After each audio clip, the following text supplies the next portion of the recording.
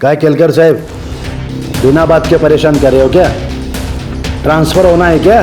State की हर खराब जगह पे काम कर चुका हूँ मैं। तुझे धमकी तुझे खींचट थे हो। अरे धमकी कहाँ दे रहा हूँ, ये धमकी है क्या?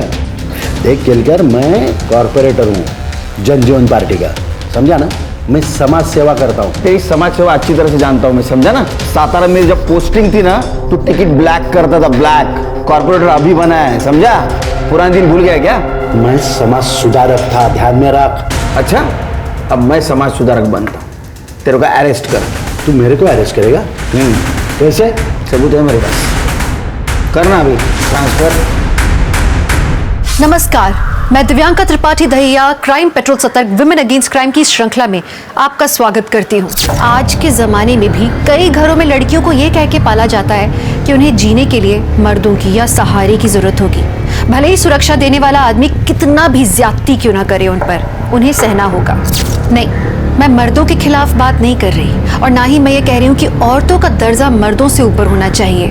मैं बात कर रही हूँ समानता की। जितना मर्द जरूरी है, उतनी ही औरत। किसी एक के बिना संसार नहीं चल सकता। कभी किसी को आपने ये कहते सुना है कि बेटा अगर तुझे औरत नहीं मिली ना, तेरी जिंदगी बर्बाद हो जाएगी? या ये कि अरे वो पड़ोस वाली लड़की को देख, उसके जैसा बन। अगर आप ऐसा कहो तभी तो आप इवॉल्व्ड कहलाओगे, जागरूक कहलाओगे। लेकिन आमतौर पे ये नहीं होता है। आमतौर पे लड़की को दबना और सहना सिखाया जाता है। हमारी आज की कहानी ऐसी ही है, महाराष्ट्र नासिक जिले से। अबोली की कहानी, एक ऐसी लड़की जिसे दूसरों के रहमो करम पर जीने के लिए मजबूर कर दिया गया।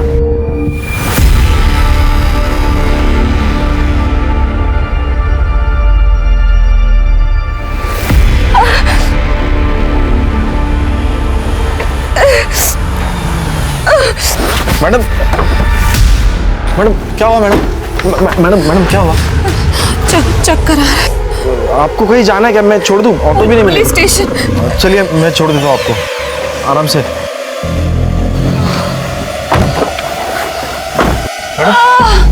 मैडम क्या हुआ? मैडम मैडम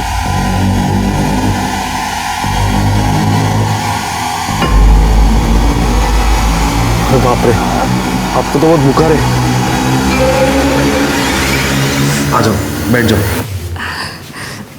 मैडम आराम से। किधर ले आए मुझे? मैडम मेरा ये घर है, तुम्हें काजी ना करो, आप सेफ है यहाँ पे।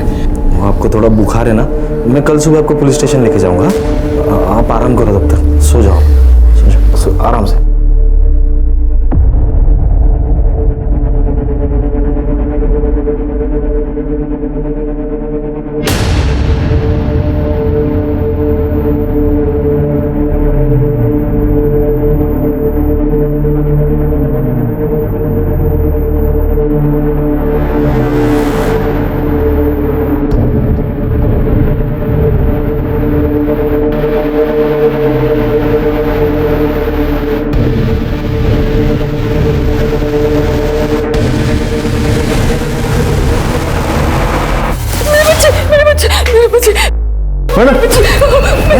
मैडम क्या हुआ? मैडम क्या हुआ? मेरी बच्ची को छीन के ले गए। मेरी बच्ची, उन्होंने मेरी बच्ची को छीन लिया।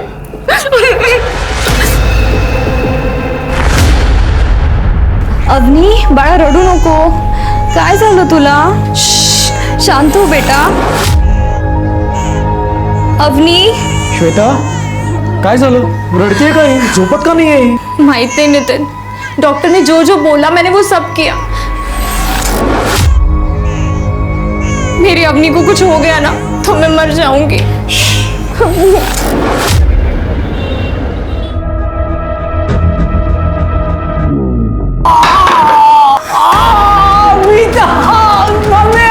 मीता ने मुझे मारा। काय झालं? तू ठीक है ना? मीता ने मुझे मारा मम्मी। मीता, वो तो कहता है क्या किया तूने सब? ये मेरी होनारी बाइको है ना, ऐसी होती है बाइको, हाथ लगाओ तो काटने दौड़ती है।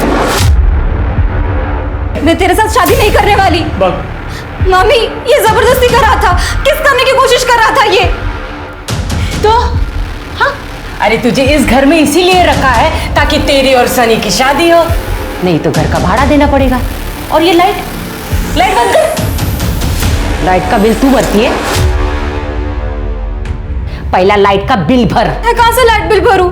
अभी तो मैं 18 की भी नहीं हुई। पढ़ाई करके जब जॉब लगेगी तब दे दूंगी घर पे पैसा। 18 साल के बाद अपना शादी हो जाएगा, रुकेंगे नहीं किसके लिए? तब तक तेरे माँ बाप ने जो पैसे छोड़े, वो मेरे पढ़ाई के हैं। अरे तुझे पढ़ाई की क्या जरूरत है? शादी तो तुझे सनी के साथ ही करनी है। मुझे इसके साथ शादी नहीं करनी मैंने है। यहाँ धर्मशाला नहीं खोल के रखी है, यहाँ रहना है तो पैसा देना पड़ेगा तुझे। और प्यार भी। हे बेटा, तूने लाग लिया ना? बहुत चल मत करो, मैं छोड़ सकता हूँ।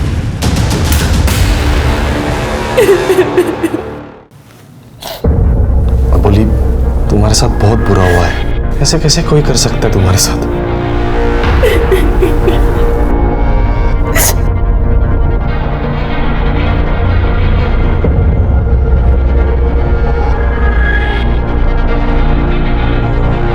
बोली मैं तुमसे शादी करना चाहता हूँ।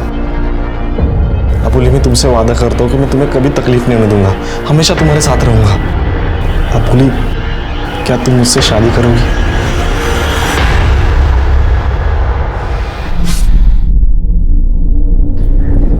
तुम सच में मुझसे शादी कर रहे हो? हाँ। मुझे तो यकीन ही नहीं हो रहा है। कल तुमसे मिली और आज तुम मुझसे शादी कर रहे हो। सब कुछ कितना सुंदर है। जितनी तुम सुंदर हो, अब देखना तुम्हारा नसीब भी बहुत सुंदर होगा। अब हम साथ में है ना, सब कुछ ठीक कर दूंगा मैं।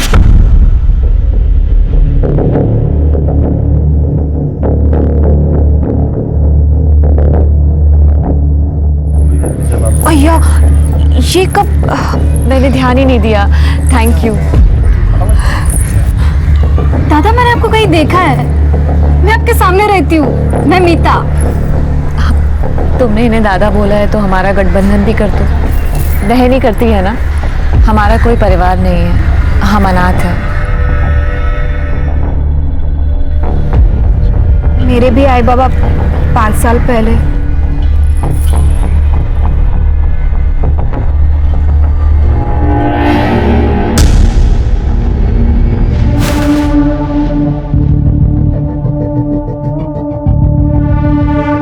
अबोली सॉरी, पता नहीं मुझे क्या हो गया था। वो क्या है ना, औरतों के साथ कैसे बर्ताव करते मुझे पता नहीं। औरत मर्द की बात नहीं है संजय। किसी को दर्द तकलीफ देना अच्छी बात नहीं है। सॉरी ना। अच्छा सुन, सुबह सुबह कल तेरी बेटी को लेने जाते हैं। हाँ खरच? एकदम खरा। सॉरी ना। ए अबोली, तू यहाँ पे क्यों आई फिर से? क्या काम है तेरा? निकलो यहाँ से, चलो निकलो यहाँ से। मेरी बच्ची है, मैं उसे वापस लेने आई हूँ। अबोली कड़े बख्शिल ना तो तेरी जान ले लूंगी मैं। ऐसे कैसे दूसरे के बच्चों को अपना बोलती है? ए, क्या बोल रहा तू? इसका इलाज करो, चल निकल यहाँ से। कैसी औरत है तू? एक औरत होके दूसरी औरत का बच्चा लेके बैठी हुई है। अवनी माजिया है, समझ लो। तुझे तो बस यहाँ काम पे रखा था और तू बच्चा चुराने के लिए आ गई। निकल यहाँ से, निकल है तो पुलिस को बुलाऊंगी मैं। अरे निकलो यहाँ से। अरे सुनो, दरवाजा खोलो। साहब मारपीट किया, बच्ची चुराए, हम लोगों ने कितना समझाने की कोशिश की। अब आपसे ही उम्मीद है सर। ओह सर, मेरी अपनी मुझे दिला दो सर। हम डीएनए टेस्ट के लिए अपील करेंगे, आप चिंता ना करो। बच्ची जिसकी है उसके पास ही रहेगी।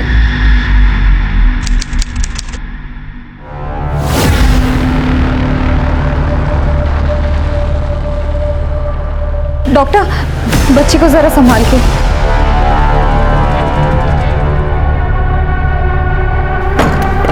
नितिन, ये सब क्या हो रहा है? तुमने कहा था ना वो मेरी बच्ची को कभी नहीं ले सकेगी। श्वेता टेंशन न हो उस, कोई नहीं छीनेगा अपने होने को हमसे। रह गया तेरा चला लो। पसंद है ना तुमको? अरे वाह, इतने दिनों में मेरी पसंद ना पसंद सब कुछ समझ में आ गई तुमको। अरे क्या हुआ, एवढी उदास नको होऊ. तो गाडी चालवणं काम है माझं. 15 दिन में वापस आ जाऊंगा. मैंने तेरे लिए कुछ लाया है, मोबाइल और सिम कार्ड भी डलवा है इसमें, और ये कुछ पैसे भी रख ले. 15 दिवसात येईन मी परत. चिंता मत करो, ठीक है? अपना ख्याल रख. अरे मीता, इकडे ना. देखो मैं 15 दिनों के लिए बाहर जा रहा हूँ, अपने वहिनी का ख्याल रखना, ठीक है? हाँ दादा। बहनी उदास क्यों हो रहे हो? मैं हूं ना।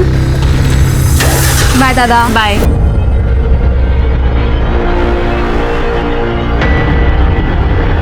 ये मीता तो इसके सामने झिंगूर है।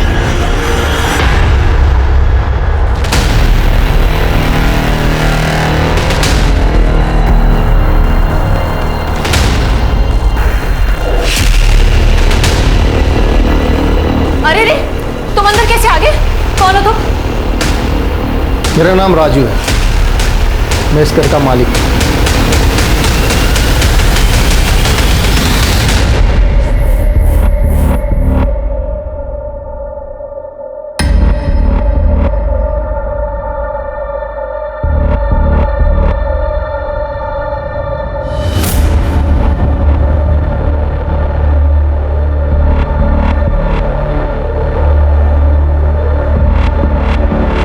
ये मीता को तो आज मैं अच्छा सबक सिखाता हूँ।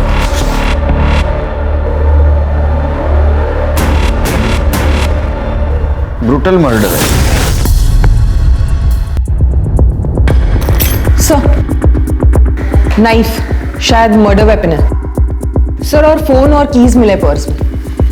सर मीता के कपड़े फटे हुए हैं और इसके बॉडी पे स्ट्रगल मार्क नहीं दिख रहे, सिर्फ गला काटा गया है। एक काम करो, चाकू में जो ब्लड है वो इन दोनों के ब्लड से मैच करवा। सर। सिर के तुम्हारे पैर के पास क्या है? सर ये तो किसी पेन का कैप लगता है। पेन का कैप? इसको एविडेंस पाउच में डालो। ठीक है सर। दोनों। सर इस प्लेट पे एक नाम है, संजय निकम। सर तो यहाँ अबोलीचा नवरा है। अभी कहाँ है? उसका प्राइवेट कैब है, वो टूरिस्ट को लेकर बाहर गांव जाता है। अभी यहाँ पर गाड़ी नहीं है, इसका मतलब वो ट्रिप पे गया होगा। ओके। शिरके, मुझे लगता है कातिल यहाँ से भाग गया।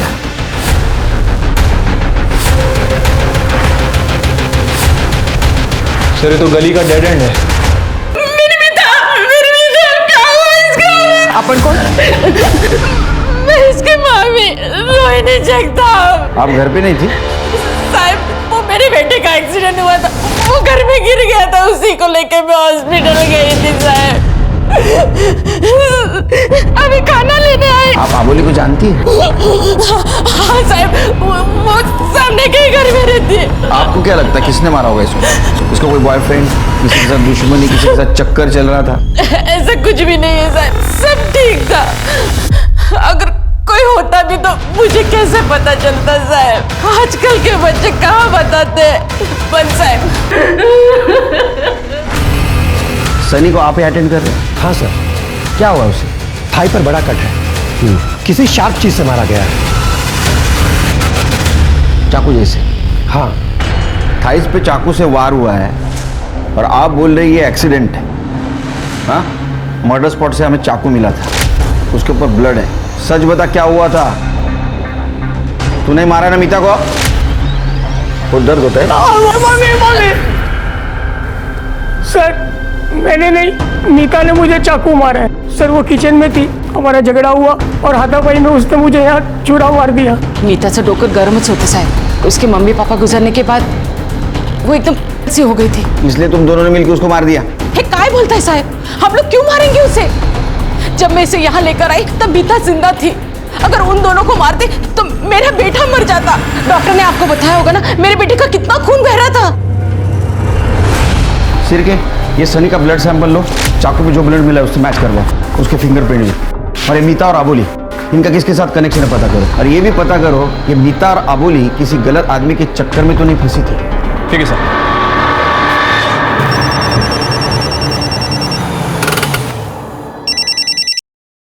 हेलो। हेलो, संजय निकम, आपकी वाइफ अबोली का मर्डर हो गया है। क्या? आप जल्दी से जल्दी संतोष नगर पुलिस स्टेशन आ जाइए। साहब मैं शाम तक पहुंचता हूँ। ठीक, आइए। सर ये मीता की फ्रेंड है नेहा। बैठो। क्या जानते हो तुम मीता के बारे में? सर मीता की मामी और सनी मामा की डेथ के बाद मीता 18 साल की होने वाली थी तो उसकी मामी उसकी शादी सनी से कराना चाहती थी ताकि उनको उसके पैसे मिल जाए। मीता के पैसे? हाँ सर, मीता के पेरेंट्स का घर था। उनके मरने के बाद मामा ने वो घर बेचकर मीता के लिए पैसे जमा किए थे उसकी शादी और पढ़ाई के लिए। लेकिन मीता तो सनी से शादी करने वाली थी। नहीं सर, वो बिल्कुल आवारा लड़का है, ना पढ़ा लिखा है ना जॉब करता है। और सर मर्डर के एक रात पहले ना उसने मीता के साथ जबरदस्ती भी की थी। नेहा, जब से यार मामी बाहर गई है सनी रोज कमरे में घुस आता है, जबरदस्ती करता है, रोज दारू पीता। नेहा यार मुझे बहुत डर लग रहा है। सुन मीता, तू बिल्कुल टेंशन मत ले। तू है ना अपना डोर लॉक रखना और अपने पास कोई चाकू या छुरी रखना।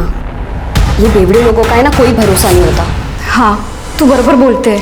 नेक्स्ट डे हम कॉलेज में मिलने वाले थे पर वो आई नहीं और मैंने सोचा कि कॉलेज खत्म होने के बाद उसे कॉल करूंगी। तब तक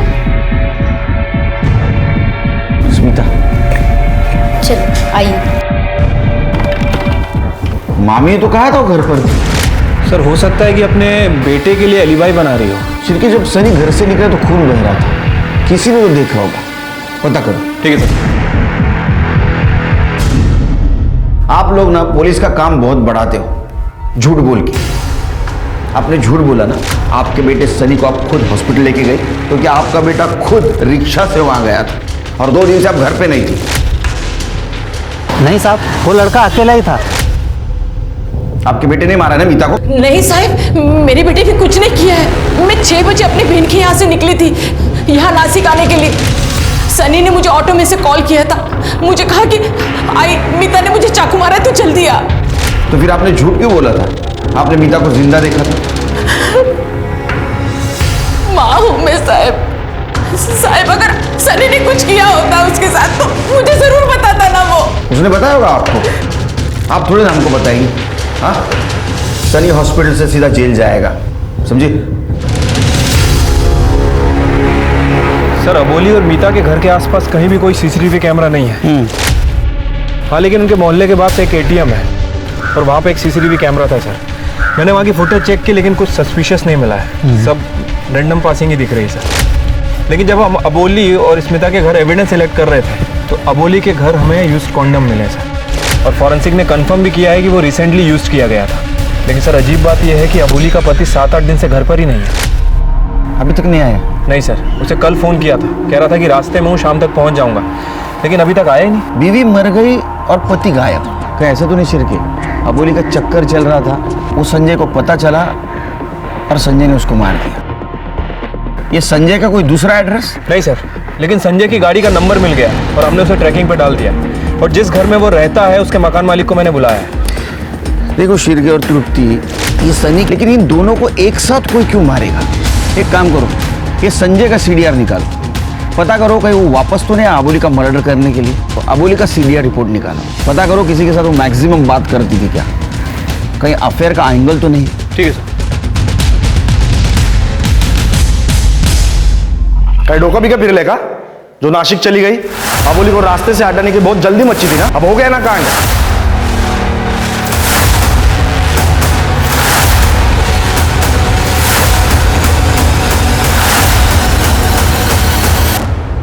सर पेशा गायकवाड़, किरण नगर चौकी।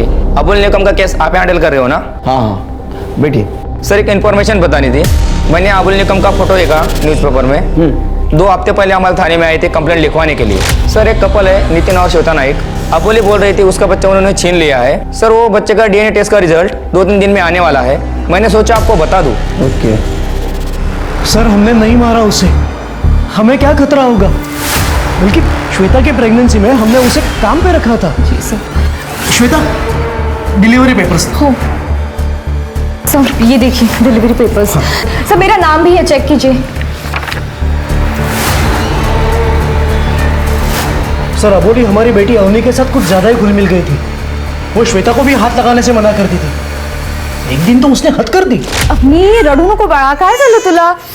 झोप झोप झोप झोप। काय झालं? इसको तो बहुत तेज बुखार है। नहीं इधर बच्चा, तुझे बच्चा पालने की अक्ल नहीं है क्या? क्या करते? मेरी बच्ची है, मुझे पता है कैसे पालना है। दे मुझे मेरी बच्ची।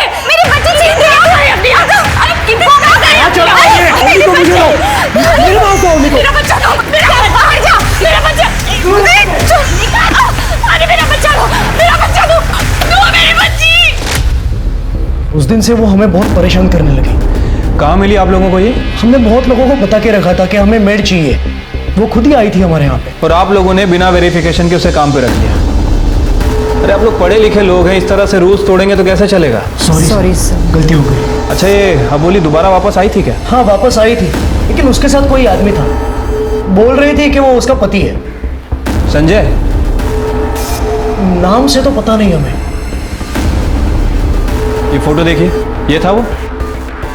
हाँ यही था वो। ये मियाँ बीवी और बच्ची की असलियत तो डीएनए रिपोर्ट आने के बाद ही पता चली। गायकवाड़ को बोलो रिपोर्ट जल्द से जल्द भेजे। और एक बात पता करो, ये अबोली इन तक कैसे पहुंची? ठीक है सर, कहीं ये संजय और अबोली मिलकर मियाँ बीवी को ब्लैकमेल तो नहीं कर रहा है? हो सकता है। सिर्फ ये मीता और अबोली, इनके कॉल डिटेल्स और मोबाइल लोकेशन से कुछ पता चला? सर इन दोनों लड़कियों के फ़ोन तो क्लियर हैं और लोकेशन रिकॉर्ड के लिए मैं रिक्वेस्ट कर दी है, जल्दी पता चल जाएगा। सर अबोली और मीता की पोस्टमार्टम रिपोर्ट। सर दोनों का गला काट के मारा गया था, किसी शार्प हथियार से मारा गया। सर अबोली के गले पर एक शार्प स्लिट है। सर मैंने ये सीमेंट के ट्रेसेस सनी के सीमेंट से मैच करने कहा था, और ये सनी का ही सीमेंट है। अच्छा, तो इसका मतलब सनी ने रेप करने की कोशिश की थी और डिफेंस में मीता ने उसको चाकू मार दिया। अच्छा, अबोली के साथ भी रेप हुआ था? नहीं सर, लेकिन अबोली सेक्सुअली एक्टिव थी। लेकिन सर संजय आया नहीं है तो सीमेंट मैच नहीं हो पाया। संजय के घर पे चेक करो, कहीं ना कहीं डीएनए सैंपल जरूर मिलेगा। अच्छा, वो जो कैप मिली थी मर्डर स्पॉट पर, उसका कुछ पता चला? हाँ सर, फॉरेंसिक का कहना है कि वो पेन का ही कैप है, लेकिन वो वाइट गोल्ड का है सर। White gold? वो तो बहुत महंगा होता है, मीता और अबोली नहीं खरीद सकते। फिंगरप्रिंट मिले उस पर? फिंगरप्रिंट मिले हैं सर, लेकिन पार्शियली मिले हैं, क्योंकि वो साइज में काफ़ी छोटा था। सर एक मिनट। सर क्राइम सीन पे जो चाकू मिला था उसकी फॉरेंसिक रिपोर्ट आ गई है सर। उस चाकू पे 2 लोगों के ब्लड सैंपल्स हैं।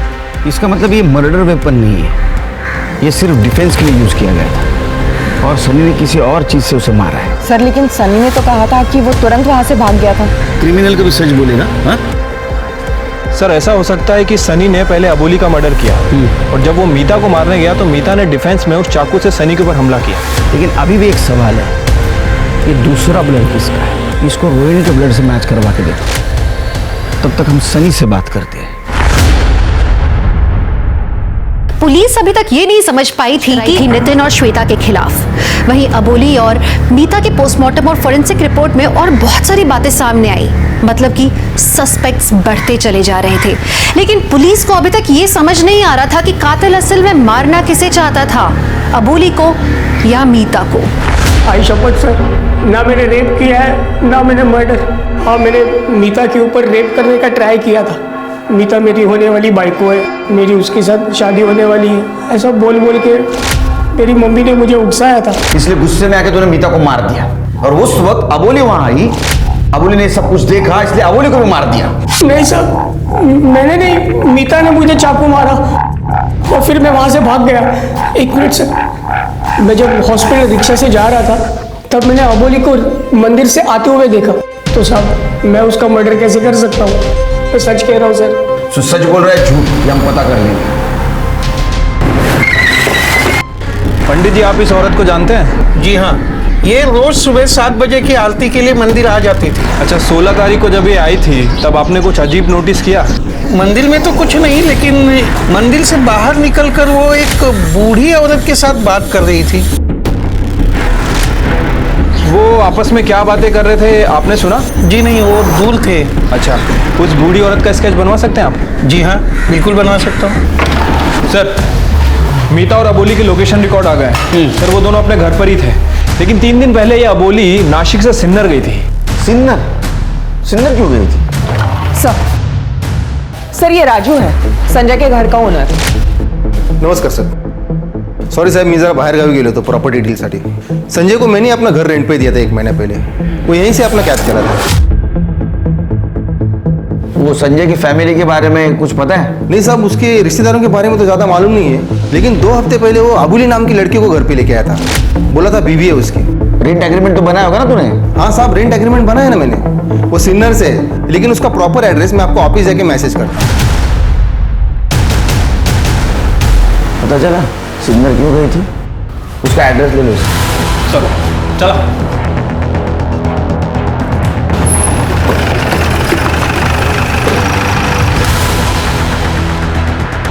राजू ने तो यही एड्रेस दिया था। मैडम जरा एक मिनट। ये संजय निकम यहीं रहता था ना? हो साहब, पर वो सब तो कल ही निकल गए। सब म्हणजे अजून कौन कौन होता? संजय, उसकी आई कांता और उसकी 2 बीवियां योगिता और सोनाली। 2 बीवियां? हाँ, योगिता और सोनाली दोनों सगी बहनें हैं और इस संजय का दोनों के साथ चक्कर चल रहा था और इनके बाप को था कैंसर, तो मरने से पहले इन दोनों की शादी उसने संजय से करी। इसका मतलब इस संजय ने अबोली को फंसाया है।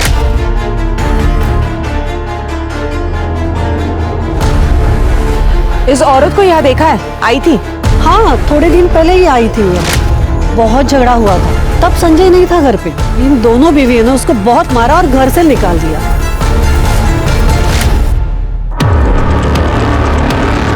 इस लेडी को जानती हैं आप? हो, इतर संजयची आई कांता। सर इसका मतलब है कांता जिस दिन मर्डर हुआ उस दिन नासिक में ही थी। इन सबके नंबर है आपके पास? हो साहब। अबोली गई संजय के पास सिन्नर और संजय की माँ अबोली को मिलने के लिए आई थी नासिक।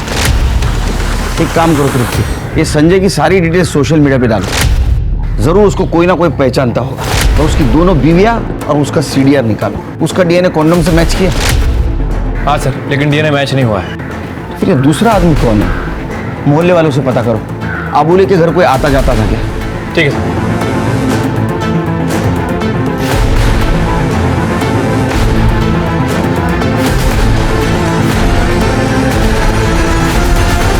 सर ये अबोली का मकान मालिक है।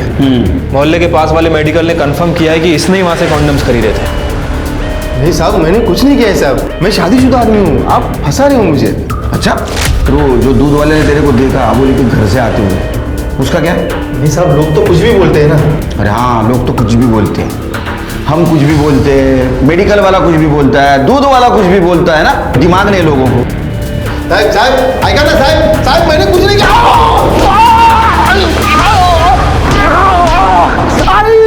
मैंने कुछ नहीं किया। क्या हुआ, इतनी जल्दी मान गया? कि आजकल के लोगों में पेशेंस ही नहीं रहे। चल बोल। संजय की 2 बीवियां थी, मुझे पता था। बहुत स्टाइल मारता था सबके सामने, और जब मुझे पता चला कि उसने अबोली को भी पटा लिया है, मुझे बहुत जलन हुई। अबोली दिखने में बहुत मस्त थी साहब। जब मैंने उसे अबोली के बारे में पूछा तो बोला अबोली सिर्फ टाइम पास है। फिर हम दोनों ने मिलकर एक प्लान बनाया साहब। अबोली तू भाग जा, ये आदमी ना मुझे बर्बाद कर देगा। ये बहुत खराब आदमी है अबोली। इसने ना मुझे झूठे पुलिस केस में फंसा दिया है और इसको ना तेरे साथ सोने का है। तू अपने आप को बचा। क्या? मैं ना जेल में रह लूंगा, लेकिन तू अपने आप को बचा, तू भाग जा प्लीज। नहीं नहीं, मैं तुम्हें किसी भी हालत में जेल नहीं जाने दूंगी। मैं तुम्हें बचाने के लिए कुछ भी कर सकती हूँ। और वो मान गई। 2 दिन रहा मैं उसके पास। यार तू रोज रोज वो संजय का गुणगान गाती है, एक नंबर का हलकट है वो। अरे 2 बीवी हैं उसकी, तेरे को भी उल्लू बनाया उसने। और तुझे डर था कि संजय के साथ साथ वो तेरी भी पोल खोल देगी, इसलिए तूने उसको मार दिया। अब ये बात बता, इसमें तेरे साथ संजय था या नहीं? नहीं साहब, मैंने ऐसा कुछ नहीं किया साहब, मैं सच बोल रहा हूँ साहब, मैंने ऐसा कुछ नहीं किया। सर एक टिप मिली है, संजय को देखा गया है, वो गोवा की तरफ जा रहा था। चलिए सर, वो पुलिस को अलर्ट कर दो, नाकाबंदी करने के लिए बोलो और गाड़ी की डिटेल्स दे दो। तूने बचेगा सर। मैंने अबोली और संजय के कॉल रिकॉर्ड चेक किए हैं सर। एक कॉमन नंबर मिला जिससे दोनों बहुत बात किया करते थे, उल्लास। उल्लास कौन है ये? सर ये उल्लास अबोली का फादर है। सर बच्ची की डीएनए रिपोर्ट आ गई है, वो बच्ची अबोली की है, नितिन और श्वेता की नहीं है। सर एक मिनट। हेलो, ठीक है सर, अबोली के फादर उल्लास को अपने यहाँ ला रहे हैं। तो अबोली का बाप है ना रे? हाँ सर। मर्डर के 1 दिन पहले तेरा मोबाइल अबोली के घर के आसपास एक्टिव था। तूने मारा है ना उसको? नहीं साहब, मैं क्यों मारूंगा? तूने मारा है उसको।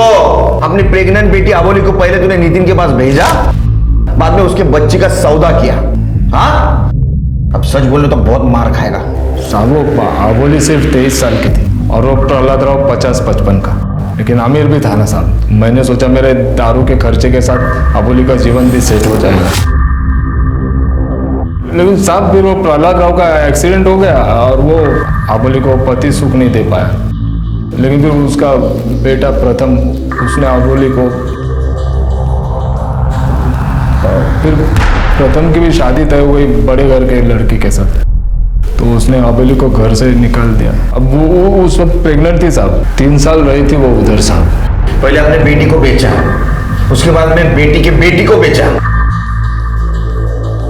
साहब अबोली जब घर पे आई थी तो मुझे श्वेता और वो नितिन के बारे में पता चला। श्वेता और नितिन को बच्चा नहीं था, तो मैंने अबोली को उधर काम पे लगाया। उसको बोला कि तू उधर काम कर, वो तेरे बच्चे को पालेंगे, बच्चे का जीवन भी सेट हो जाएगा और तू भी उधर रह पाएगी। पहले तो सगळं चांगलं होतं साहेब, बाद में जैसे बच्चे आए ना तो श्वेता और अबोली के बीच में बहुत झगड़े होने लगे थे।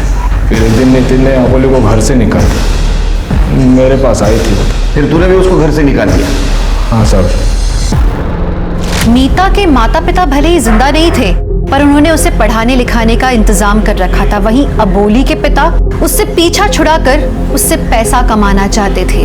मीता और अबोली की कहानी बिल्कुल अलग अलग थी। जितना पुलिस अबोली के केस को सुलझाने की कोशिश कर रही थी, केस उतना ही ज्यादा उलझता चला जा रहा था। ओ साहब, गरीब पोरगी होती थी और मेरी बीवी भी मर गई थी, इसलिए मैंने उसे पैसे देकर खरीद लिया। बाद में मेरा एक्सीडेंट हुआ तो मुझे उसकी कोई ज़रूरत नहीं पड़ी, तो उसे निकाल दिया। हाँ, पण तिला पैसे दिले मैं भरपूर। इसके बच्चे की वो माँ बनने वाली थी, ये बात कौन बताएगा? नहीं, ऐसा कुछ नहीं था। बच्चे के डीएनए से पता चल जाता है उसका बाप कौन है, मालूम है ना? जब उसने पैसा मांगा तो तुम दोनों ने मिलकर उसको मार दिया। तुमची थियरी चांगली है सर, लेकिन ऐसा कुछ नहीं हुआ है। अब चलो मान लो जो आप बोल रहे हो ऐसा अगर हुआ हो तो अबोली ने मुझे या मेरे पापा को कांटेक्ट करने की कोशिश की होती या पैसों के लिए हमको ब्लैकमेल किया होता। हाँ, लेकिन उसने मुझे कभी कॉल भी नहीं किया, तो उसे मारने का कोई सवाल ही नहीं उठता है ना सर। शिरके काय निर्लज्ज माणसं आहे ती, हाँ? लेकिन इनको देख के लगता है कि इनकी औकात है वाइट गोल्ड पेन रखने की। एक काम करो, इनके घर का सर्च वारंट निकालो और वो चाकू जिसके ऊपर दूसरा ब्लड मिला था वो इन दोनों के और इसके वाइफ के ब्लड से मैच करवाओ। ठीक है सर। सर एक मिनट सर, वो नितिन और श्वेता का डीएनए टेस्ट करने के बाद मैंने उन दोनों का फ़ोन भी चेक करवाया था। सर श्वेता ने अपने फ़ोन से किसी को मैसेज भी किया था, वो मैसेज साइबर सेल ने डिट्राइव किया है। ये देखिए, भाऊ अबोली मेरा बच्चा ले लेगी, इसे रोको, कुछ करो। कब भेजा था मैसेज? सर डीएनए टेस्ट होने के बाद। लेकिन नितिन ने तो हमें बताया था कि वो बच्चा गोद ले लेगा। शायद ये बात श्वेता को बर्दाश्त नहीं हुई। लेकिन सर श्वेता ने इस मैसेज के बाद कुछ फॉलोअप नहीं लिया। तो मैसेज किसको किया था पता करो। ठीक है सर, एक मिनट। हेलो, ठीक है सर, फाइनली वो संजय पकड़ा गया। साहब कशाला मारता? साहब मैं वहां पे नहीं था, मैं बाहर गया था। तू नहीं था, लेकिन तेरी दोनों बीवियां अबोली के घर के आसपास थी मर्डर के पहले दिन, और तेरी मां मंदिर के पास मर्डर के दिन। तूने भेजा था ना? नहीं साहब, मैंने नहीं भेजा था, मैंने नहीं भेजा था। तृप्ति, देख, तू मेरे पति की जिंदगी से निकल जा, हमारी जिंदगी बर्बाद मत कर। और तेरे पति ने जो मेरी जिंदगी बर्बाद की उसका क्या? खुद सोया मेरे साथ और धोखे से दूसरे आदमी को भी सुलाया। छोड़ना नहीं मित्याला, पुलिस के पास जाऊंगी। बहनी को हाथ नहीं लगाने का। पुलिस को बुलाओ, इससे पहले निकलो यहाँ से। और आप क्या करने गई थी मंदिर के पास? मैं तो उसे समझाने गई थी, पुलिस के पास मत जा, हम सब साथ साथ रहेंगे। आई, आपका ये समझाना समझना ना बहुत हो गया। 2 बहुएं क्या कम पड़ रही थी आपको? हे, मेरे बेटे की खुशी मेरी खुशी है, और तुम दोनों भी अपने मर्द को खुश रखना। सर श्वेता ने जिस नंबर पर मैसेज किया था उसके डिटेल्स निकाले। ये मर्डर के वक्त अबोली के घर के आसपास ही था, और ये किसके नाम पर रजिस्टर्ड है ये देखिए। कॉर्पोरेटर माधवराव देशमुख। ये फोन लोकेशन के अलावा क्या सबूत है तुम्हारे पास? श्वेता ने तुमको एसएमएस किया था। अरे ये कौन श्वेता? मैंने भाई जानता श्वेता वेता को। मैं कॉर्पोरेटर हूँ, दिन में 100-150 के ऊपर मेरे को मैसेज आते हैं। मैं क्या सबको मारते फिरता हूँ क्या? और उस दिन ये मेरा फोन रिपेयरिंग के लिए गया था, समझा? मर्डर के दिन फोन रिपेयरिंग के लिए? तर जास्त नाही वाटत? खोटं वाटतंय तुला? ये मेरा पीए नंदू, ये लेके गया था फोन। सांग रे, हो सर के फोन के ऊपर कॉफी गिरा था तो मैंने ही रिपेयर के लिए ड्रायव्हर के पास दिया था. तुम्हाला खोटं वाटत असेल तर विचारून घ्या त्याला.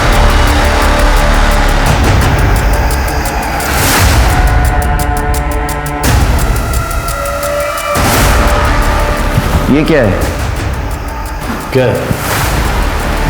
गिफ्ट है वो. गिफ्ट.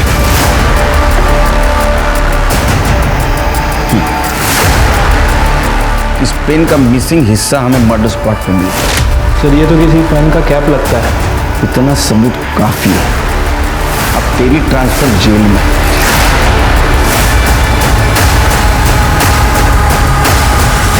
ये पेन का निचला हिस्सा हमें मर्डर स्पॉट पे मिला और ये पेन तेरे घर पे. चल बता सच क्या है, नहीं तो बिना वजह मार खाएगा. तुम्हें काय पण करा साहेब, मेरे को पता है मैंने गलत कुछ नहीं किया. मेरा फोन 15 तारीख को शाम को खराब हो गया था और मेरे को मिला हो 16 तारीख को शाम को. तुम्हारी ये रिपोर्ट है ना, ये सब गलत है. शिर्के, समाज सुधारक साहेबांचं ब्लड चेक करा और चाकू में जो ब्लड मिला है उससे मैच करवा. और इनके जो ड्राइवर है उससे भी बात करो. कहीं तूने तो वो मर्डर नहीं किया?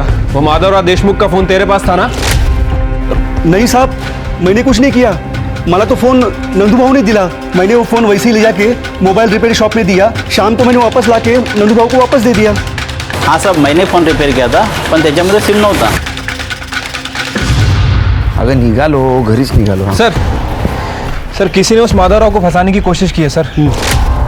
किसी ने उसका सिम कार्ड यूज किया था. नहीं शिर्के, तुम माधवराव को नहीं जानते. वो एक नंबर का चीटर है. उसने जरूर अपना सिम कार्ड दूसरे मोबाइल में डाला होगा. वो किसी ना किसी तरीके से इस केस में इन्वॉल्व जरूर होगा. एक काम करो, माधवराव के साथ जितने भी लोग हैं उनमें से कौन कौन उस पेन को हाथ लगा सकता है उनके सबके ब्लड सैंपल और फिंगरप्रिंट्स ले लो और मर्डर स्पॉट पे जो ब्लड सैंपल और फिंगरप्रिंट्स मिले थे उससे मैच करवा. इन लोगों में से कोई ना कोई है जिसने इस पेन नाइफ से इन दोनों का मर्डर किया है.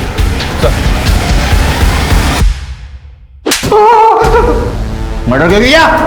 सर मैंने कोई मर्डर नहीं किया सर. नहीं किया? खड़े.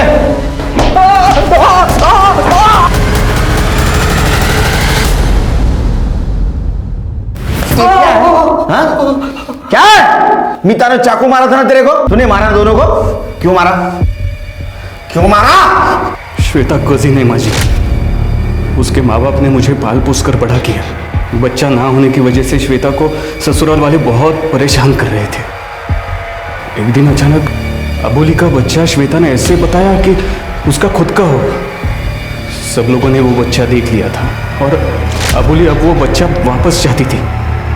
2 दिन में डीएनए टेस्ट का रिजल्ट आने वाला था. मुझे उससे पहले अबोली को मारना था. मैं सुबह 7 बजे उसके घर पे पहुंचा उसे मारने.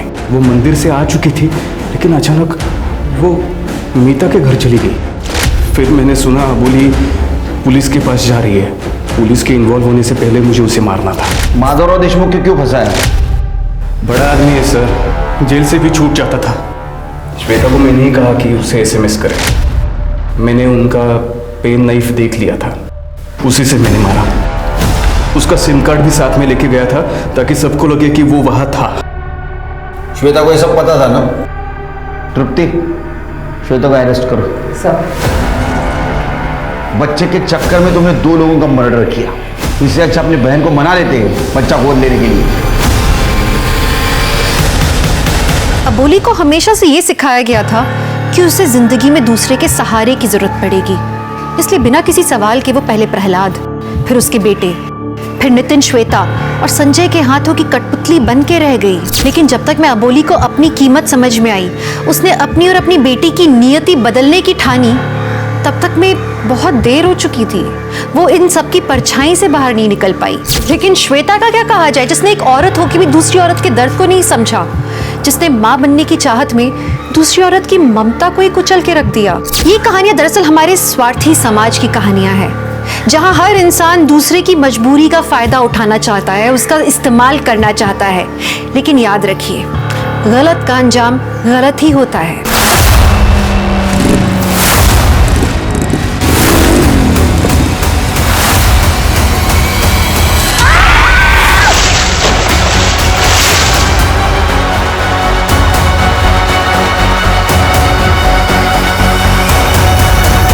कभी कभी एक छोटा अपराध किसी दूसरे बड़े अपराध की दस्तक होता है, जिसे अगर सही समय पर सुन लिया जाए तो हम उस बड़े अपराध से बच सकते हैं, लेकिन उसके लिए हमें जरूरत है सतर्क रहने की। नमस्कार, आदाब। क्राइम पेट्रोल सतर्क के आज के एपिसोड में मैं अनूप सोनी आप सबका स्वागत करता हूं। आज के एपिसोड में हम देखेंगे कि कैसे लोग दूसरों का इस्तेमाल करके अपनी जिंदगी की जरूरतों को पूरा करना चाहते हैं, कैसे अपने स्वार्थ और लालच को अपना हथियार बनाकर न सिर्फ दूसरों की जिंदगी बर्बाद करते हैं बल्कि खुद भी एक ऐसे दलदल में फंस जाते हैं जहां से निकल पाना उनके लिए मुश्किल हो जाता है और अंत में रह जाता है तो सिर्फ एक पछतावा कि काश हमने ऐसा ना किया होता। राघव, जितना जल्दी हो सकता है हमें शादी कर लेनी चाहिए। क्या हुआ रेवती, तुम कुछ ज्यादा ही परेशान लग रही हो। और ये अचानक शादी की बात क्यों कर रही हो? एक तरफ ये कंपनी का स्कैम, इन्वेस्टर्स ने फोन कॉल कर करके मुझे परेशान कर दिया। मुझे अब एक अपना घर चाहिए और शांति चाहिए। मुझसे अब और इंतजार नहीं होता। मैं तंग आ चुकी हूँ। ओके, तुम पहले शांत हो जाओ। हाँ, देखो मैं प्रॉमिस करता हूँ हम लोग पक्का शादी करेंगे और बहुत जल्द शादी करेंगे। बस थोड़ा इंतजार और कर लो। एक बार मेरा काम सेट हो जाएगा ना, मैं सब ठीक कर दूंगा। मुझ पर भरोसा है? हाँ?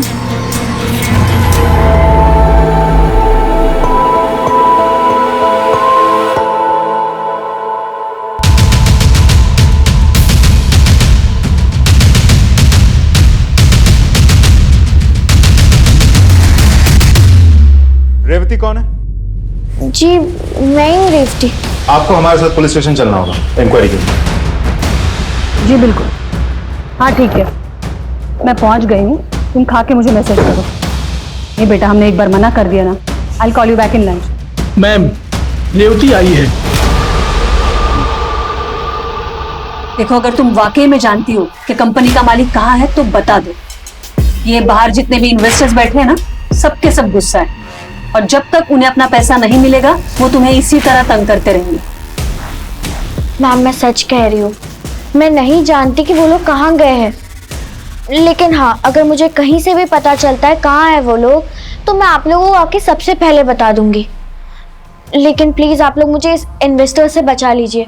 ये लोग मुझे रोज फोन करके परेशान कर रहे हैं। ठीक है महेंद्र, ये बाहर काफी लोगों की भीड़ है, इसे पीछे वाले रास्ते से छोड़ दो। Yes ma'am, hey please. Thank you ma'am.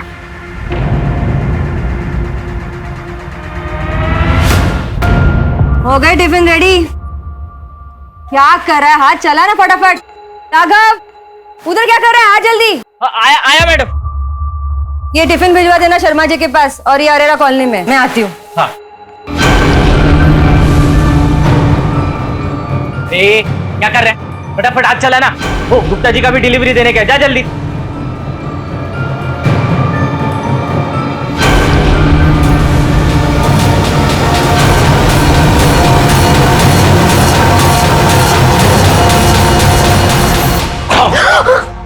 Raghav, ये तो मुझे डरा ही दिया। अच्छा, आओ तुम्हारा डर भगा दूं? तुम भगाओगे? तुम भगाओगे? डर। मैं डरपोक? हाँ? रुक जा, तुमको अभी दिखाता हूं। रेवती, एक बात कान खोल के सुन ले, मेरी बेटी के बारे में सोचना भी मत। दोबारा अगर याद दिखा ना तो मुझसे बुरा कोई नहीं होगा। जान ले लूंगी मैं तुम्हारी। निकल जा यहाँ से। निकल यहाँ से। चुप रहे। एक नौकर के साथ इश्क लगा दिए। तुम मर जाएगी ये। मैं छोड़ूंगी नहीं इसे। तुम बस दीदी बस। मैं सब जानता हूँ, थोड़े से ना ठंडे दिमाग से सोचो। अरे राघव अच्छा लड़का है, मेहनती है, रेवती को खुश रखेगा और रेवती की खुशी भी तो इसी में है ना। अच्छे से जानती हूँ मैं राघव को और राघव जैसे लोगों को। देखो गणेश, तुम इस सब में ना पड़ो तो ही बेहतर होगा।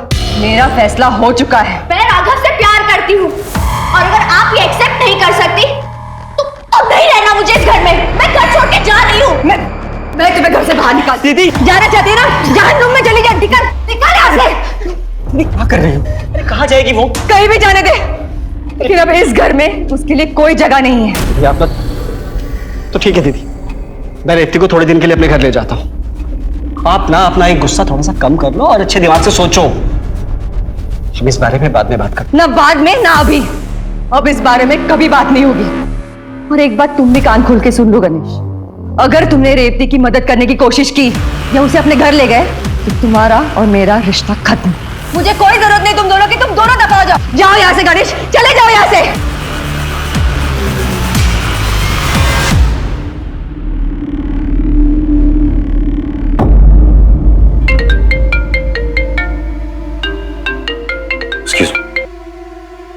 हाँ सुमन, मैं एक जरूरी मीटिंग में हूं, खत्म होने के बाद निकल पाऊंगा। अरे पहुंचते पहुंचते सुबह हो जाएगी। हाँ, तुम मेरा इंतजार मत करो, खाना खा लो और सो जाओ, ठीक है? बाय। कितनी सफाई से अपनी बीवी से झूठ बोल रहे थे। सच कहूं सावित्री, तुम्हें अपनी पत्नी बना ना पाने का मलहल मुझे जिंदगी भर रहेगा। विवेक, औरत की जिंदगी में दो रिश्ते बहुत मायने रखते हैं। एक उसके पति का, जो मैं तुम्हें ना पा सकी, और एक उसके बच्चे का, जो मेरा घर छोड़ के चली गई। मैंने तय कर लिया है विवेक कि मैं अपनी सारी प्रॉपर्टी तुम्हारे नाम कर दूंगी।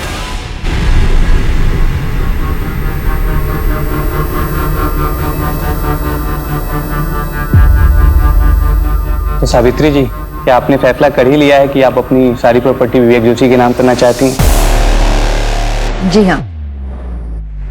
वाह वाह वाह, और मुझे लगता है कि आप मेरा ही बाहर जाने का इंतजार कर रही थी।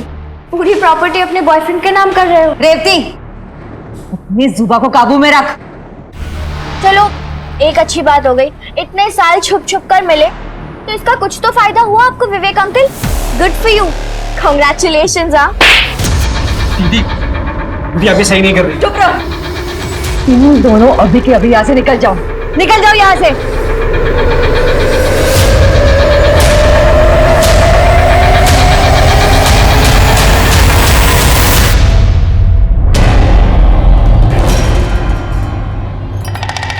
एक मिनट, बहुत है मेरी प्लेट में। चाय बनाऊं, कॉफी? अदरक वाली बताओ। हाँ हाँ बेटा, तू कुछ खा ले, फोन छोड़ दे।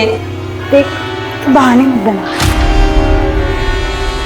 मुझे मिला है, मुझे बस बहुत जरूरी काम है। मामा, मैं जॉब इंटरव्यू देने जा रही हूँ। अरे वाह बेटा, all the best. Thank you. Mummy, पापा, मैं कॉलेज जा रही हूँ। अरे रेवती सुन, अरे बेटा विद्या, तू जा रही है ना बाहर, तो रेवती को ऑटो स्टैंड तक छोड़ जाना। अरे पापा। अरे अरे क्या, तू जा ही रही है ना, छोड़ दे उसे। रेवती, इसके साथ जा। मुझे पसंद नहीं थे सब बाहर जाना, तो तू मना नहीं कर सकती थी। मैं क्या कहूँ, तो मामा जी नहीं कहा।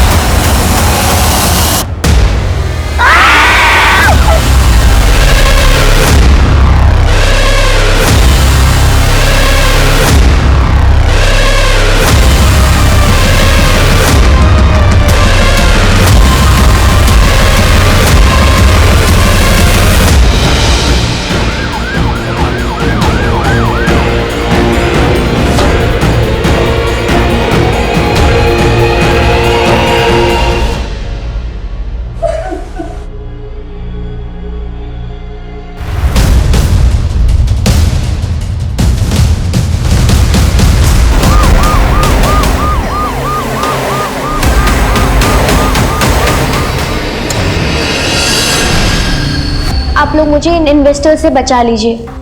ये लोग मुझे रोज फोन करके परेशान करते हैं।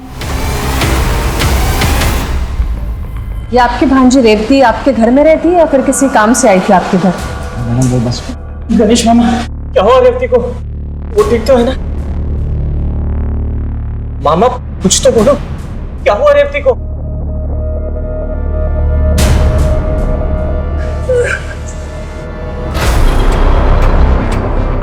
महेंद्र, आसपास अच्छे से चेक करो, देखो कहीं कोई सीसीटीवी लगा हो तो फुटेज निकालो। अब तक मैं लोगों से बात करता हूँ। सर, तुमने अटैकर्स को देखा था?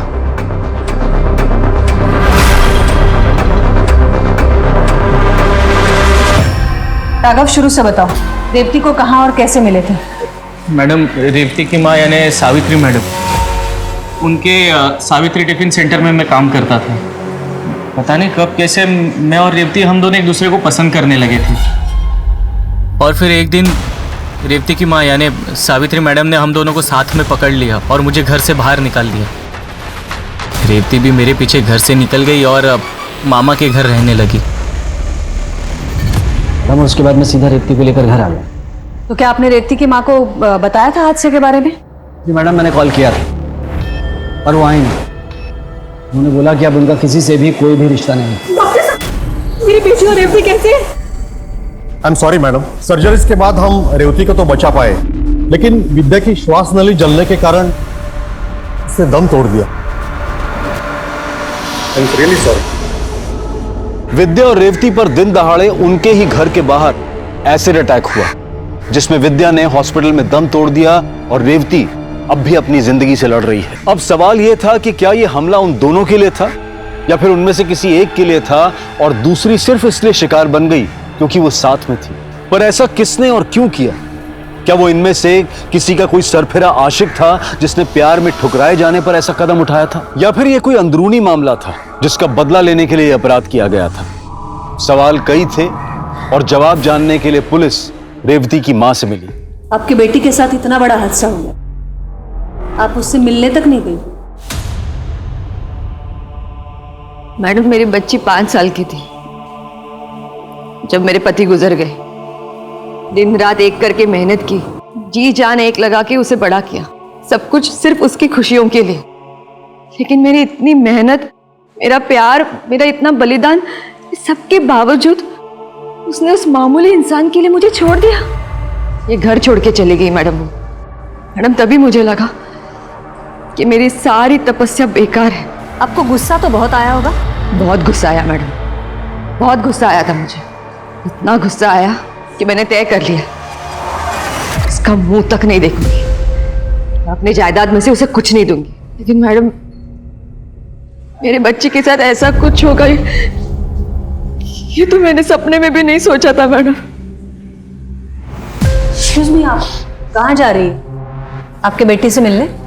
नहीं, मेरे ऑर्डर्स का टाइम हो गया है। मैंने कसम खाई है कि मैं मेरी बेटी का मुंह नहीं दिखूंगी, मैं उसे झुठला नहीं सकती। ठीक है, हम भी चलते हैं, लेकिन जरूरत पड़ी तो दोबारा मुलाकात होगी।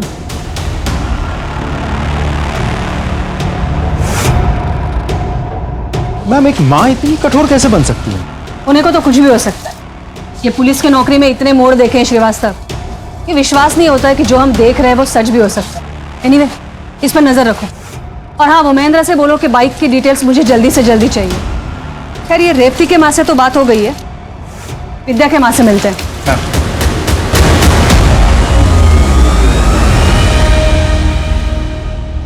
सवाल ही पैदा नहीं होता मैडम, मेरी बेटी का कभी किसी से कोई झगड़ा हुआ ही नहीं। वो तो सबकी दुलारी थी। पर वो मनुष्य रेवती आए दिन किसी ना किसी से झगड़ती थी मैडम। पर किस वजह से? नहीं, वही वजह, वो इन्वेस्टमेंट कंपनी का फ्रॉड जहाँ वो जॉब करती थी। उसने जिस चीज़ के पैसे लगाए थे ना मैडम, सारे डूब गए।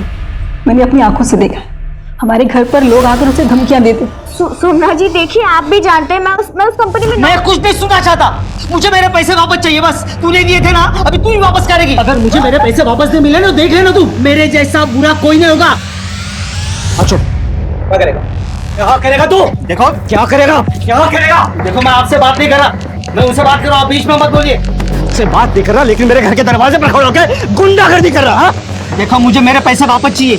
अगर मुझे मेरे पैसे वापस नहीं मिले ना, तो मैं ये तेरा मासूम चेहरा बिगाड़ दूंगा। किसके? मैडम मुझे तो लगता है उन्हीं में से किसी ने ये किया होगा। वो मनुष्य रेवती, सत्यानाश हो उसका, उसकी वजह से मेरी बेटी। Excuse, hello. जय हिंद मैडम। मैडम लड़कियों पर एसिड फेंकने में जिस बाइक का इस्तेमाल हुआ था उसका रजिस्ट्रेशन नंबर जाली है। मुझे लगा ही था। मैडम नंबर किसका है? श्यामा हिल्स में रहने वाले किसी शंकर पाटिल के नाम पर रजिस्टर्ड है। एक बात और मैडम, मुझे पता नहीं क्यों ऐसा लग रहा है कि उनका इस केस से कोई कनेक्शन नहीं है। जाहिर है, नंबर जाली है तो कनेक्शन हो नहीं सकता। एक काम करो, सारे खबरियों को एक्टिवेट करो और जितने भी नंबर प्लेट बनाने वाले हैं शहर में, सबकी लिस्ट बनाओ। ठीक है मैम। श्रीवास्तव, एक काम करो, ये विद्या और रेवती, इनके सारे दोस्तों की लिस्ट निकालो, सबसे पूछताछ करो, शायद कोई लीड मिल जाए।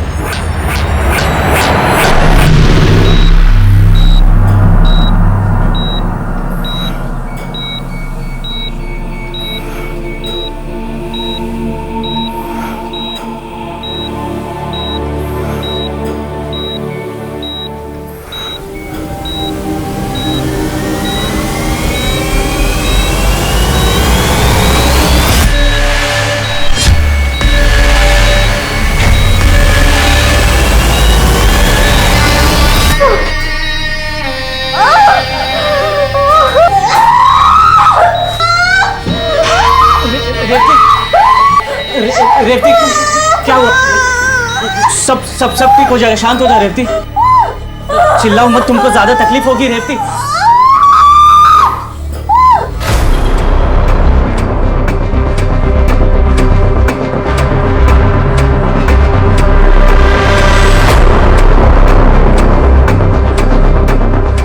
अपना तुम विद्या की बेस्ट फ्रेंड हो, देखो मैं तुम्हारा दर्द समझ सकता हूँ, लेकिन विद्या पे जिसने भी एसिड अटैक किया है उसे या उन्हें पकड़ने के लिए हमें कुछ जानना बहुत जरूरी है। पर वो अटैक के कुछ दिनों पहले। कॉलेज के बाद क्या प्रोग्राम है तेरा? मेरा कुछ खास नहीं, तू बता अपना।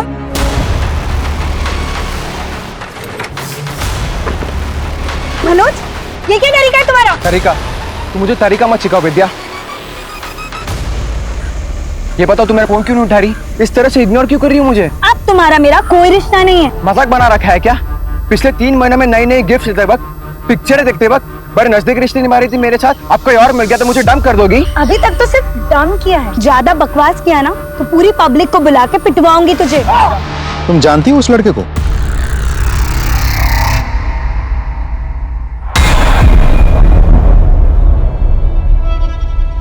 माताजी, आपके इस नालायक बेटे को कुछ समझाइए। मनोज, तू आइंदा ऐसा कुछ भी किया ना, मैं खुद तुझे जेल में डाल के ना हाथ पैर तोड़ दूंगा मार मार के। वकील साहब के पेपर्स देखे ना आपने? सब ठीक है ना? तो ज्ञान देना बंद कीजिए आप। माताजी देख लिया, इसी की जिम्मेदारी ले रहे थे ना आप। आपको जो करना था आपने कर लिया, अब आप मुझे बांध कर नहीं रख सकते यार। मैं बाहर जा रहा हूँ, अब मेरे को क्या करना है क्या नहीं करना मुझे अच्छे से पता है।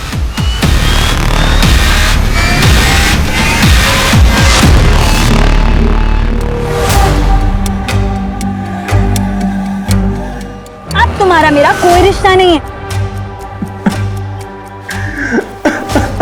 देखना है?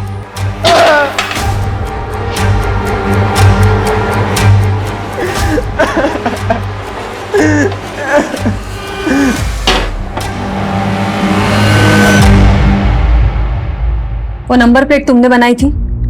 जी मैडम। बनवाई किसने थी? 2 जवान लड़के आए थे बनाने के लिए उसको, लेकिन उनका नाम नहीं जानता। देखोगे तो पहचान जाओगे? कोशिश करूंगा मैडम। ठीक है। रेवती को धमकी देने वाला ऑटो ड्राइवर और विद्या के साथ झगड़ा करने वाला मनोज पोटे दोनों गायब थे। पुलिस के लिए समझ पाना काफी मुश्किल हो रहा था कि आखिर हमला किस पर हुआ था, रेवती पर या विद्या पर। और तभी विद्या के कॉल रिकॉर्ड से और उसके मोबाइल फोन में मिले वीडियो से एक चेहरा सामने आया। वो था नकुल मोहिते। नकुल, विद्या को कैसे जानते हो? जी मैं एक ऑनलाइन डेटिंग ऐप के थ्रू से जानता था और कभी कभी हमारे से चैट होती थी। ये सिर्फ चैट होती थी या फिर और कुछ? हमारे बीच चैट होते थे, हमारे बीच एक स्पेशल फीलिंग डेवलप हो गई थी। महेंद्र, जरा इसकी स्पेशल फीलिंग दिखाओ इसे। इस तरीके की फीलिंग तुम्हें आती थी कि विद्या को ये ऐसी तस्वीर भेज सको? मैडम ये फोटोज? तू बोल आगे। जी हाँ, मैं और विद्या अक्सर late night intimate video chat करते थे, पर आजकल तो ये नॉर्मल है। जी मान लेते ये सब नॉर्मल है, ऐसा कुछ है जो नॉर्मल नहीं था तेरे और विद्या के बीच? नहीं मैडम, ऐसा तो कुछ नहीं था। इनफैक्ट मैं तो खुद शॉक्ड हूँ कि विद्या और उसकी बहन के साथ ऐसा कैसे हो गया। ठीक नकुल, विद्या और उसकी बहन के साथ क्या हुआ, कैसे हुआ, वो सब हम देखें। तुझे अगर कुछ पता है तो अभी बोल, ना यहाँ ऐसे शॉक पड़ेंगे कुछ बोल नहीं पाएगा। मैडम ट्रस्ट मी, मैंने कुछ नहीं किया। इस अटैक के बारे में मुझे कुछ नहीं पता है। विद्या की बहन को तो मैं जानता तक नहीं।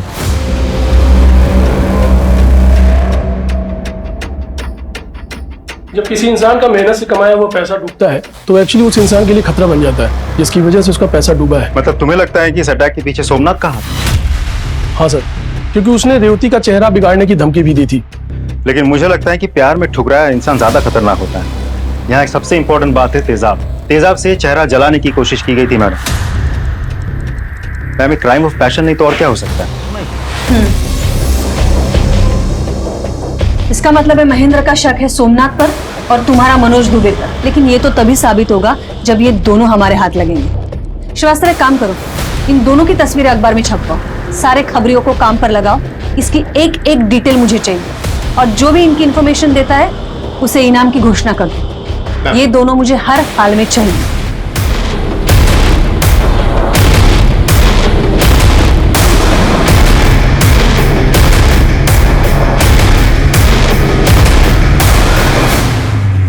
रेवती, मैं समझ सकती हूँ तुम्हें बहुत तकलीफ हो रही है। You know, these are formalities. तुम जो कुछ भी कहना चाहती हो तुम लिख के दे सकती हो, आराम से। ये उस दिन जब मैं विद्या के कमरे में गई तो विद्या किसी को फोन पर धमकी दे रही थी। अबे सुन, मुझे तेरे प्यार मोहब्बत में कोई इंटरेस्ट नहीं है, मुझे बस मेरे पैसे में इंटरेस्ट है। तो बोल, मेरे 1 लाख रुपए कब दे रहा है? सोच ले कि मैं तेरे न्यूड फोटो के साथ क्या क्या कर सकती हूँ। समझ गया ना?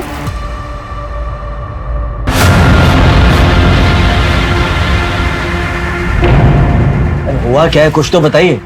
और ये क्या ढूंढ रहे हैं आप यहाँ? सर, आप इस तरह हमारे बेटे के कमरे की तलाशी नहीं ले सकते। आपको यहाँ कुछ नहीं मिलेगा। कुछ हुआ है तो प्लीज बताइए आप। सर, ये देखो, कुछ पैसे और पेन ड्राइव। आपने तो कहा था हमें कुछ नहीं मिलेगा, हमें तो बहुत कुछ मिल गया। अब बताएंगे ये पैसे आपके पास कहां से आए? आपने ये पैसे विद्या को दिए थे?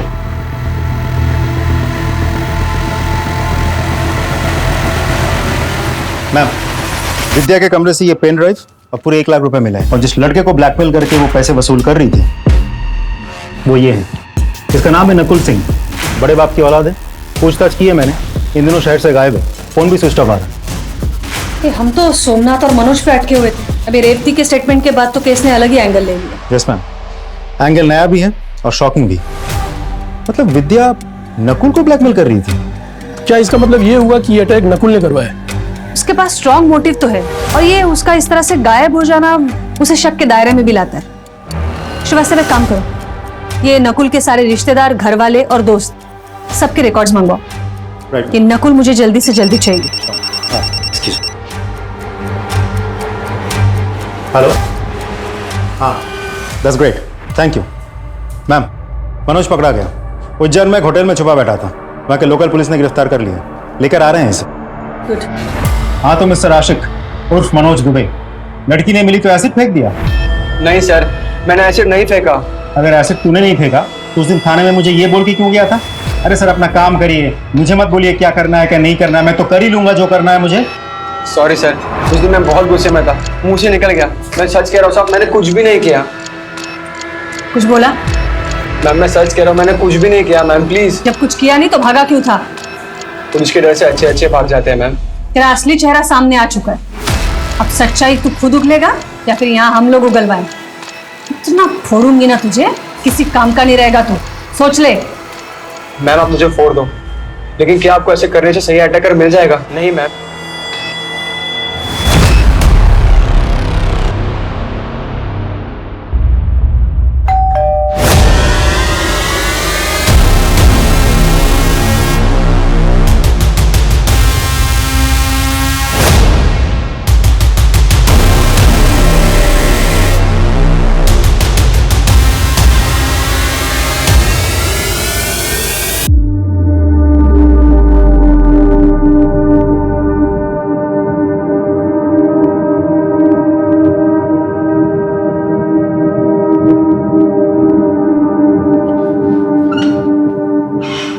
रेवती, ठीक तो? ये देखो मैं क्या देख रहा था, हमारी फोटोज।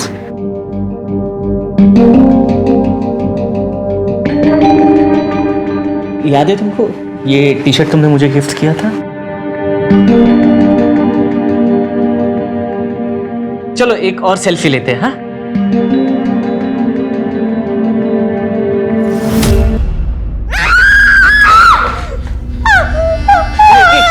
क्या हुआ रेवती?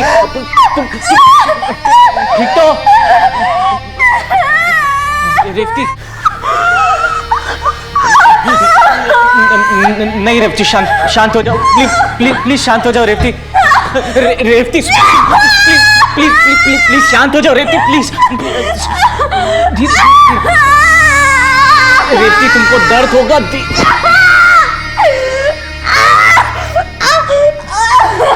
रेवती प्लीज शांत हो जाओ रेवती, प्लीज।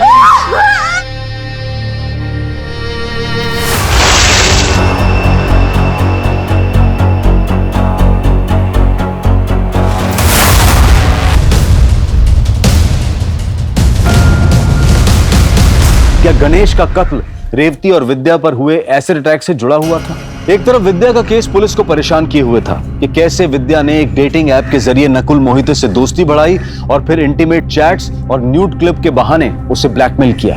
विद्या पर हमला करने का नकुल के पास स्ट्रॉन्ग मोटिव था और उसका लापता होना पुलिस के शक को और भी गहरा कर रहा था। मनोज पोटे भी अपना गुनाह कबूल करने के लिए तैयार नहीं था और हमले के वक्त उसका मोबाइल लोकेशन भी उसके घर का ही था।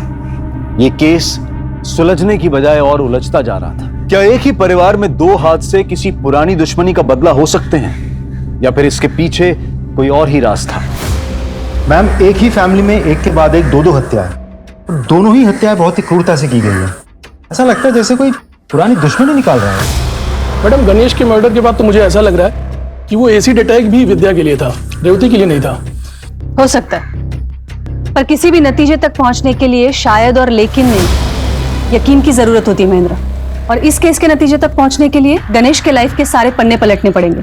ऐसा क्या रीजन हो सकता है जिसकी वजह से एक नॉर्मल से सिविल कॉन्ट्रैक्टर का कोई कत्ल कर दे? इन दोनों पहलुओं पर हमें गौर करना पड़ेगा। एक काम करो श्रीवास्तव, ये गणेश के कॉल रिकॉर्ड्स निकालो, शायद कुछ मिल जाए।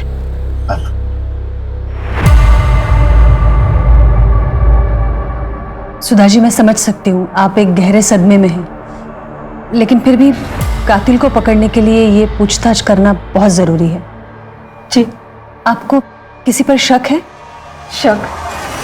मैडम, शक तो मुझे अपनी किस्मत पर हो रहा है, जो 15 दिनों में ऐसे पलटी कि पहले अचानक मेरी बेटी और फिर मेरे पति। मुझे तो कुछ समझ ही नहीं आ रहा मैडम, ये क्यों हो रहा है, ऐसे हो क्या?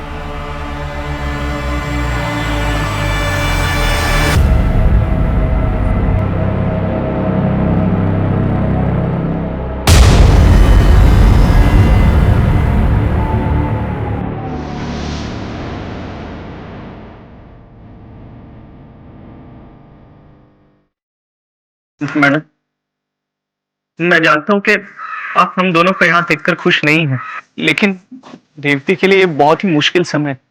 उसे आपके प्यार की, आपके सहारे की जरूरत है। अब प्लीज इसे अपने साथ रख लीजिए, बड़ी मेहरबानी होगी आपकी। और मैंने सुना है कि माँ का दिल बहुत बड़ा होता है, अपने बच्चों की गलतियों को माफ कर देती। अब भी प्लीज अपने रेवती को माफ कर दीजिए। बदले में मैं आपको यकीन दिलाता हूं कि मैं ये शहर छोड़कर चला जाऊंगा। प्लीज।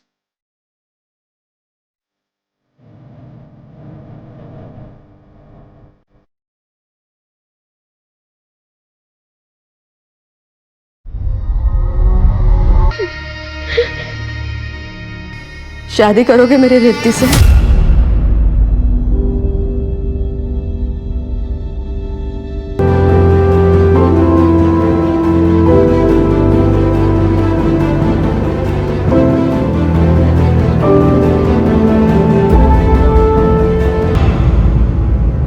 मैम, वो किसी दीपिका नाम की लड़की से कांस्टेंट टच में था और मैसेज देख के लगता है दोनों में अफेयर चल रहा था। ठीक है, इसे बुला लो।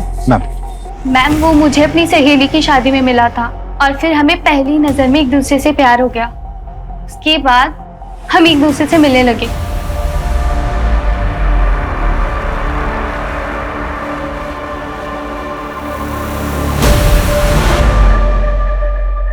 हमारे बीच सब अच्छा चल रहा था, लेकिन अचानक गणेश मुझे इग्नोर करने लगा। ना मुझसे मिलता, ना मेरा फोन उठाता। तो इसलिए तुमने गणेश को मार दिया? नहीं मैम, मैं उसे क्यों मारूंगी। ठीक है, तुम जा सकती हो।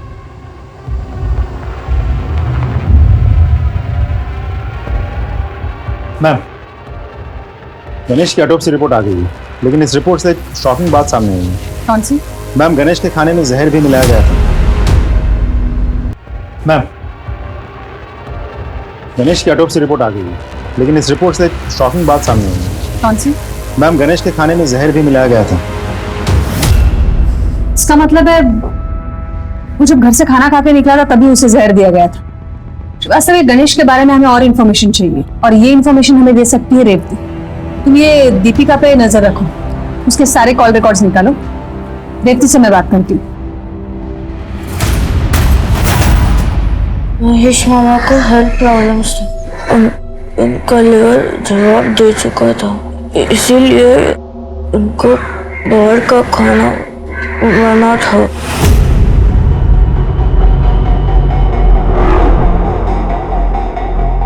मैडम वो मुझे धोखा दे रहा था। मेरे होते हुए भी उसने ख्याल रखी हुई थी। मैं पत्नी हूँ मैडम, मुझे सब पता था, लेकिन मैं नहीं चाहती थी कि मेरी बेटी को इस बारे में पता चले।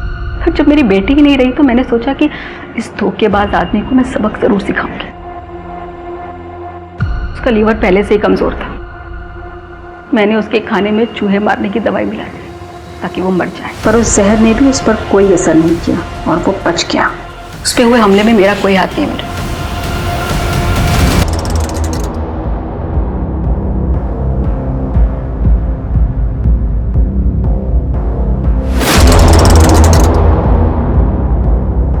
बाइक चाय देना।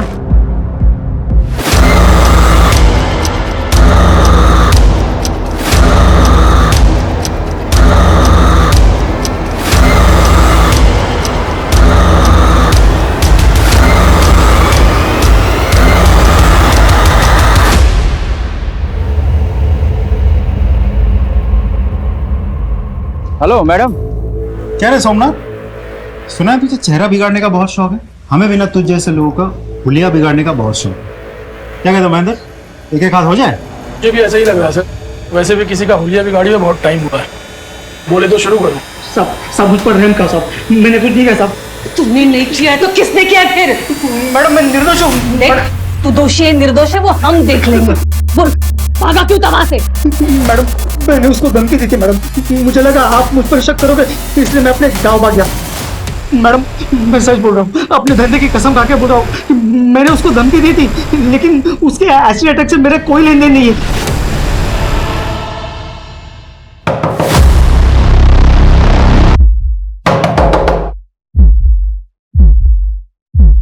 सोमनाथ जी आप? तुम्हें क्या लगा? हाँ, तुम अपनी माँ का घर छोड़कर यहाँ छुप जाओगी तो मैं तुझे ढूंढ नहीं पाऊंगा।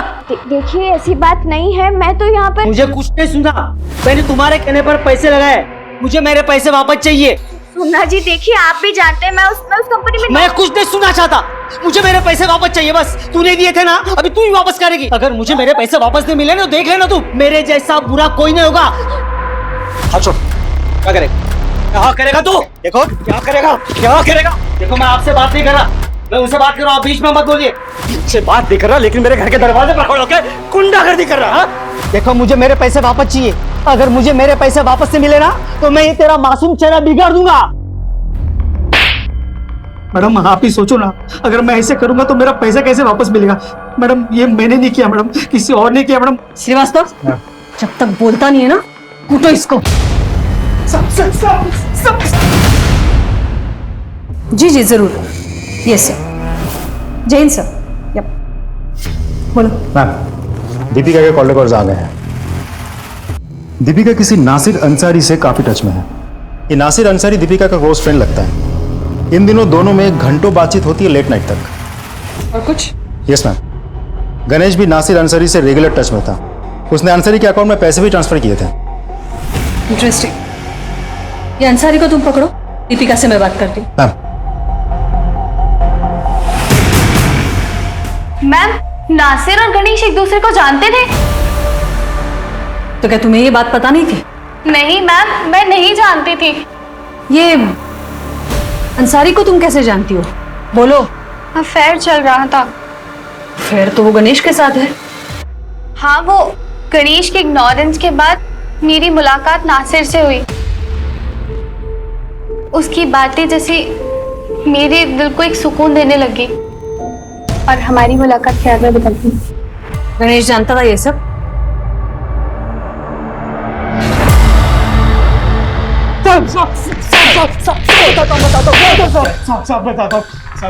गणेश ने मुझे दीपिका के पीछे भेजा था साहब। साहब दीपिका बहुत बड़ी अटेंशन सीकर है साहब, और गणेश का मन भी दीपिका से ऊब गया था साहब। साहब उसने मुझे पैसे दिए और कहा कि दीपिका को पटा लो। साहब हमारा प्लान था कि वो हम दोनों को रंगे हाथों पकड़ेगा और फिर वो दीपिका से छुटकारा पालेगा साहब। और उसके बाद हमने गणेश को मारा। नहीं मैंने किसी को नहीं मारा साहब। अब वो तो मुझे पैसे देता था साहब। मैंने किसी को नहीं मारा साहब, मैंने किसी को नहीं मारा साहब। नासिर और दीपिका के इंटेरोगेशन के बाद ये केस एक डेड एंड पर आकर रुक गया था। वहीं दूसरी तरफ नकुल जो कि फरार था, उसके पास विद्या पर हमला करवाने का पूरा मोटिव था। ऐसे में पुरानी चीजें खरीदने और बेचने वाले एक मोबाइल ऐप में दिए गए इश्तिहार ने इस केस की गुत्थी सुलझाने की दिशा में उम्मीद जगाई।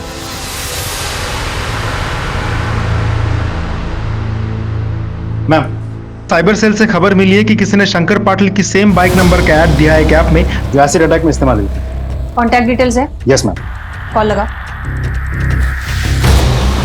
हेलो, हाँ भाई, तूने जो बाइक का ऐड दिया था ना ऐप में, उसी सिलसिले में फोन किया था।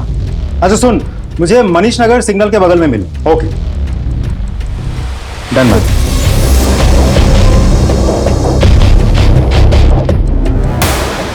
रंजीत तू ही है ना? चल।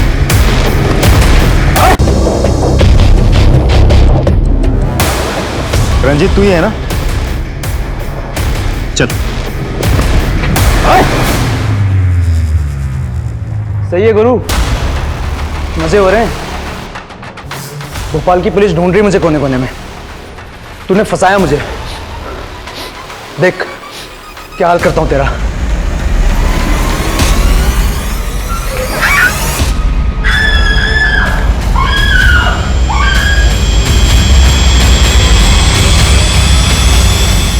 पानी है,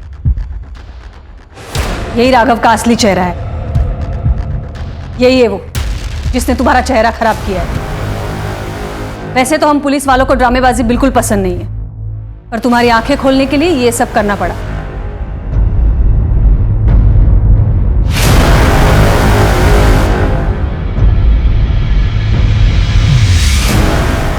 सिंह, इसे ले जाओ।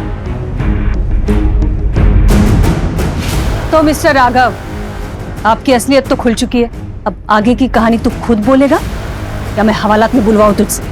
पता था सावित्री मैडम की प्रॉपर्टी, घर, गाड़ी, चलता हुआ बिजनेस देखकर मेरी आंखें चौंधिया गई थी। पैसों के लालच में पागल हो गया था मैडम। उसे पाने के लिए मैंने रेवती को प्यार के जाल में फंसाया।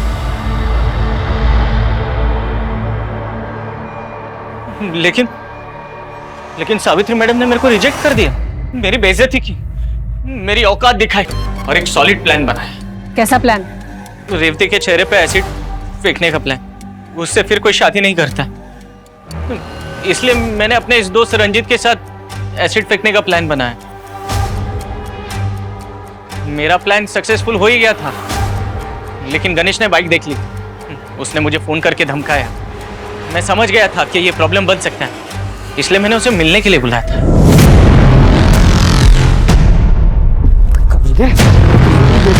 चल पुलिस के पास। अब तू क्या मेरे को पुलिस के पास लेके बचेगा तब पुलिस के पास।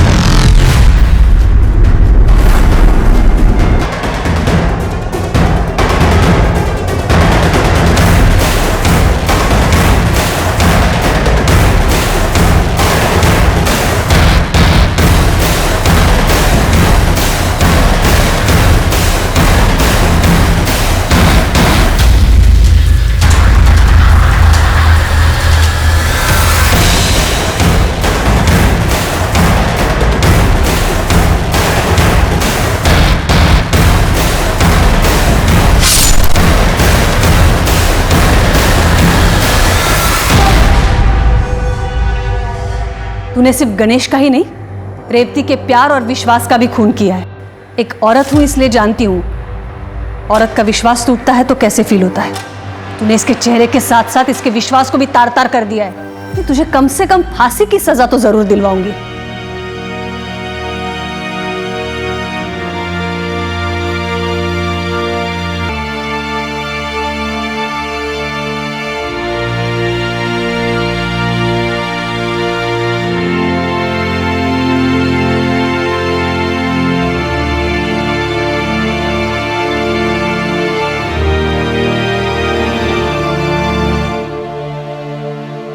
लालच एक ऐसे जुर्म की दस्तक है जो इंसान के सोचने समझने की शक्ति को छीनकर उसे हैवान बना देती है। प्यार अगर लालच और स्वार्थ की भावना से किया जाए तो वो अपने साथ एक जुर्म की दस्तक लेकर आता है। जैसे इस केस में राघव के लालच ने 3 मासूम जिंदगियों को बर्बाद कर दिया और उसके आसपास के लोगों को इस सोचने पर मजबूर कर दिया कि काश वो वक्त रहते राघव के लालच को पहचान लेते। अगर वो उस दस्तक को सुन लेते तो विद्या उस एसिड अटैक में अपनी जान न गंवाती, रेवती उस एसिड अटैक का शिकार ना होती। विद्या ने अपने शौक और लालच के कारण मोबाइल फोन जैसे साधन से, जो कि हमारी सहूलियत के लिए बना है और हमारे लिए ज्ञान के दरवाजे भी खोलता है, उससे विद्या ने अपने लिए जुर्म का दरवाजा खोला। उसने डेटिंग ऐप के जरिए नकुल को फंसाकर उसे ब्लैकमेल किया। हालांकि बाद में नकुल ने सरेंडर करके पुलिस को बताया कि वो डर और बदनामी की वजह से गायब हो गया था। जुर्म का रास्ता हमें सिर्फ और सिर्फ तबाही की तरफ लेकर जाता है। हमें सतर्क रहना है और उससे बचना है। अब मैं अनूप सोनी आपसे विदा लेता हूं। फिर मुलाकात होगी क्राइम पेट्रोल सतर्क में एक और नए केस के साथ। तब तक अपना और अपने परिवार का ख्याल रखें, सतर्क रहें, सुरक्षित रहें और देखते रहें क्राइम पेट्रोल सतर्क। जय हिंद। क्राइम पेट्रोल के और भी दिलचस्प कहानी देखने के लिए हमारे चैनल को सब्सक्राइब करें और बेल आइकॉन दबाना न भूलें।